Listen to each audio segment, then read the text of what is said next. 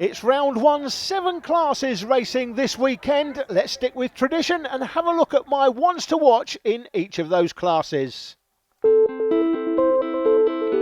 Honda Cadet has grown in stature since its inclusion as a Super 1 class several years ago. This season it's as open as ever. Reggie Dewey drove in Army Cadet last season and has made the decision to double up this season in Honda Cadet as well. He's been impressive in the early sessions and qualified third fastest. The 68 kart is driven by Kason Gibson. A novice last season, he's been flying in the practice sessions. He was 4th fastest in time qualifying. The man they all have to beat though drives the 2-plate. Harry Thompson races in both the Honda and Army Cadet classes, and the vice champion in Honda last year is looking to achieve a historic double. In Army Cadet, Joseph Taylor drives the 6 kart and was fastest in time qualifying earlier. He will no doubt be looking to convert his raw pace into race wins. Look out for a young lady to be hunting top 6 finishes during the season. Alicia Barrett was 31 hundredths off of Taylor's pole time to qualify 10th and then got a 5th place in her second heat earlier. This suggests she has the tools to compete at this level. My tip for the title this year though is Bray Keneally. He was my one to watch last year but spent most of the season having to start finals from the back of the grid. If he can have better heat results and get himself amongst the front running grid positions in the finals, he could be the one to thwart Harry Thompson's ambitions for a Honda Army Cadet double. The TKM classes are back on the rise, and in Junior TKM, Bradley White dominated the earlier heats, winning by 3 seconds each time. If he can continue in that vein, he will be a major championship contender. But this is Junior TKM and one of the most competitive classes. Expect Christian Briley and Adam Sparrow to provide a challenge, but for another one to watch, look no further than the rookie Joe Fowler. He's been very impressive in his first Super 1 meeting so far, and I wouldn't put it past him to find a few podiums during the season. My tip for the championship though, it's the favourite Abby Pulling. Immense speed allied with racecraft could see us have the first female Super 1 champion since Tiffany Chittenden won the Rotax DD2 class in 2007.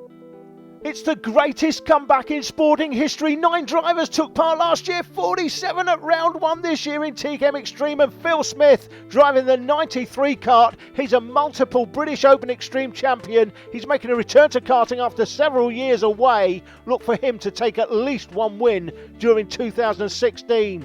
Another driver making a welcome return is Charlie Bruce White. He won the title in 2002. If he were to repeat that feat 14 years on, it will be the stuff of legend. Can the old bones take the punishment though? I know it's not PC to tip the champion to win, but when the naysayers were saying Matt England's championship win last season was only due to the small field, he went to the TKM Festival in a field of 70 plus drivers and put it on pole to prove his quality. I believe in a field of 47 this season, he is the one they all have to beat. The Rotax classes are wide open as usual in Minimax. The 2014 Honda Cadet champion Tom Canning is on fire this weekend and looks like a potential champion in the making for KR Sport. Johnny Edgar won 3 British Open titles in Army Cadet back to back and finished as vice champion last season. He went to the United States during the winter and showed them why British is best, winning the championship there. He'll be a serious contender in 2016 for the Minimax title. My tip for the top spot though is Jenson Butterfield. He won the British Open title here recently and runs the O-plate on his kart. He will hope to get his 2016 campaign off to a flyer. In Junior Rotax, the recent British Open title went to William Pettit. He's always a front runner and will be a tough nut for all the others to crack.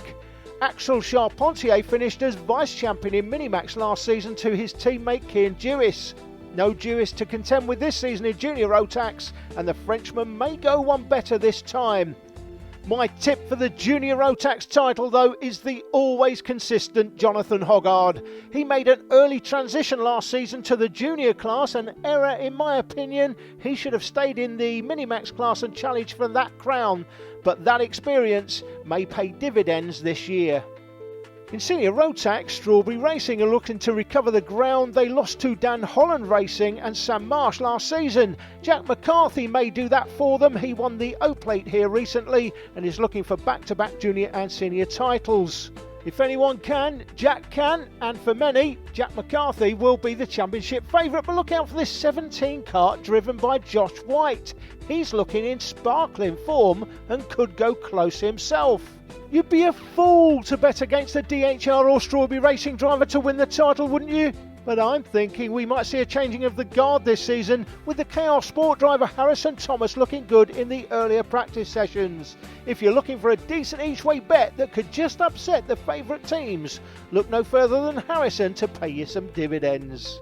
And finally, a Super 1 first with husband and wife team Dean and Gemma Golber racing in the same TKM Xtreme class. Look for Dean to punt his wife off into the tyres at some point during the season. If I don't hear the announcement, can drivers Dean and Gemma Golber come to the Clerk of the Courses office immediately at least once during the season? I will be more than disappointed. Come on, Dean, you know we're all watching. Give us a laugh.